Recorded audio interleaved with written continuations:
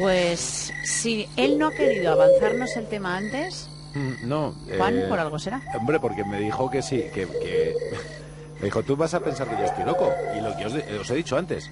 Y acabé diciéndole, pues sí. O sea, pues sí. No, yo no puedo decir que una persona así coherente puede decir que esto existe. Bueno. Así que... todo Bienvenido. tuyo. Buenos días, Lorenzo Fernández. Bueno. Bien hallado, ¿qué tal? Pues muy bien. Usted dirá. Estamos en septiembre, mucha tormenta, mucho rayo, mucha agua, pero en ocasiones no solo ha caído agua del cielo. Hay casos, muy cercanos a algunos de ellos, en los que lo que cae del cielo es algo que quema mucho y que los testigos definen como fuego. Bolas de fuego. Lluvia de fuego. Lluvia de fuego. Lluvia de fuego.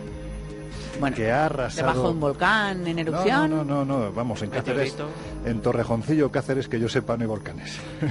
Y allí ocurrió el 6... O sea, estamos hablando de lugares cercanos.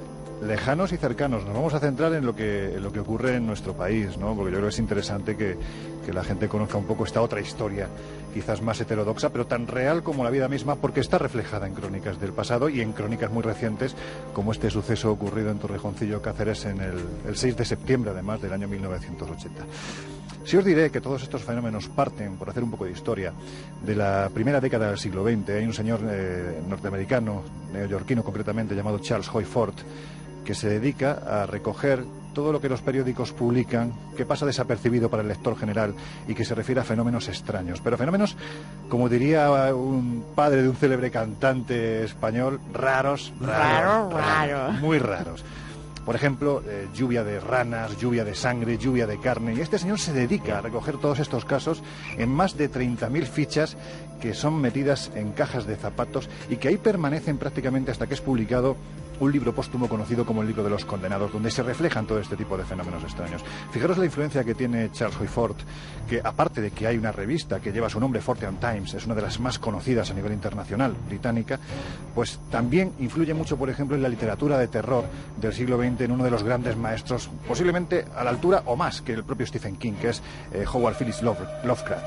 Él influye en toda la literatura, como os digo, de terror del siglo XX. Pero ese tipo de fenómenos que nos parecen siempre extraños, ¿no? Lluvia de peces en Sumatra, lluvia de arañas en Brasil. No, sí. Es que también se han producido lluvias de fuego en España. Y para eso tenemos que irnos a una región muy determinada de nuestro país, concretamente al sudeste de Teruel. Es una región muy desconocida, pero recomiendo a nuestros oyentes que vayan allí porque merece la pena. Es tremendamente bella, que es la Matarraña.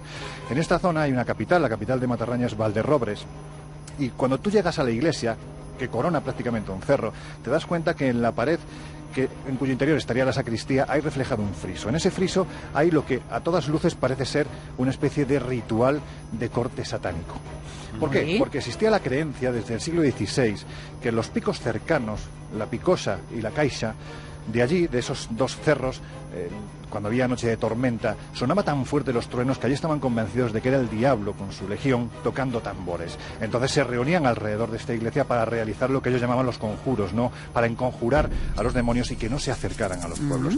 Bueno, pues ahí tenemos ya crónicas, por ejemplo, del padre Facci, en un libro conocido, titulado como Aragón, Reino de Cristo, donde se refiere que cuando esto ocurría, por ejemplo, en la cercana población de Valdealgorfa, el sacerdote, ante los truenos que se avecinaban, consciente de que el diablo se estaba acercando con esas legiones demoníacas, salió para enconjurar al demonio.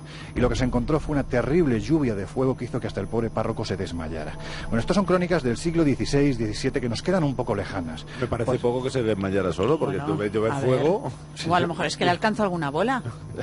Si le alcanzo seguramente no se hubiera desmayado, directamente hubiera salido ardiendo, claro. Porque las crónicas lo que refieren era precisamente eso, que los campos ardían, que los animales no les daba tiempo a huir, prácticamente morían calcinados. Incluso se veían extraños fenómenos como lo que se definía como el fenómeno de los tres soles. A partir de ahí, bueno, las descripciones son verdaderamente maravillosas, porque en los cielos se veían campanas de luz que sobrevolaban, lo que seguramente en otro contexto y en tiempos más cercanos se hubiera identificado como un objeto volante no identificado. Pero estamos en el siglo XVII, por lo tanto la gente el concepto ovni no lo conocía y a qué lo asociaban, o a lo divino o a lo demoníaco. Y en este caso, algo que lanzaba fuego no podía ser otra cosa que demoníaco. Claro. Pero si nos venimos a nuestro tiempo... Si nos venimos a nuestro tiempo, mes de septiembre del año 1980, finca 4 Cuartos, población de Torrejoncillo, en Cáceres. Allí vive la familia Salgado, concretamente Celia Lorenzo, la madre de la familia, y los dos hermanos Felipe y Benito. ocurre muy parecido a lo que ocurría en Matarraña. Estamos en el otro extremo del país. Una tarde tranquila, de repente se convierte posiblemente en la peor tarde de su vida.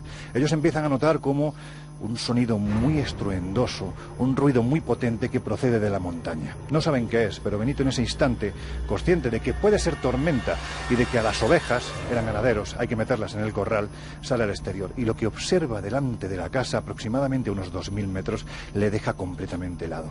Porque él lo define textualmente como un embudo invertido de fuego que se va acercando desde las alturas hasta su casa y que literalmente va quemando las copas de las encinas. O sea, sería como un remolino de una fuego. Una especie de tornado. De hecho, es una de las explicaciones que en su momento, para explicar este despropósito, porque es un absurdo total, se intentó aplicar la teoría de la tolvanera. La tolvanera, cuando se produce un incendio, el aire lo que hace es absorber el calor del suelo y forma estos torbellinos de fuego, evidentemente, sí, porque hay un incendio. Pero para que esto se produzca, lo fundamental es que previamente tiene que haber un incendio, cosa que en este caso no existía. Bueno, pues Benito en aquel instante se queda completamente asustado, porque además ese extraño embudo, ese triángulo, se va aproximando hacia su casa. Por lo tanto, lo primero que hace es coger a su madre, meterla en un coche, su hermano se la lleva a toda prisa. Él tenía una moto, una antigua Bultaco, pega un salto, pero se da cuenta de que los cerdos están en el redil donde estaban habitualmente. Se da cuenta que aquello avanza, que van a morir calcinados, abre la puerta y los animales, por el instinto de supervivencia, salen corriendo. Pero él percibe que los animales que van saliendo de ese bosque de encina prácticamente no les da tiempo a reaccionar. Lo que sea que está sobrevolando la copa de esos árboles los está calcinando de una forma fulminante. Pero lo verdaderamente interesante, Nuria, es cuando esto llega a la altura de la casa. En ese instante, como si lo que hubiera detrás de aquel fenómeno fuera inteligente, se divide en dos, rodea la casa como intentando no quemarla, y en ese instante, de la parte superior de ese embudo empiezan a gotear lo que él definía como una especie de manchas negras que cuando caen al suelo lo queman absolutamente todo.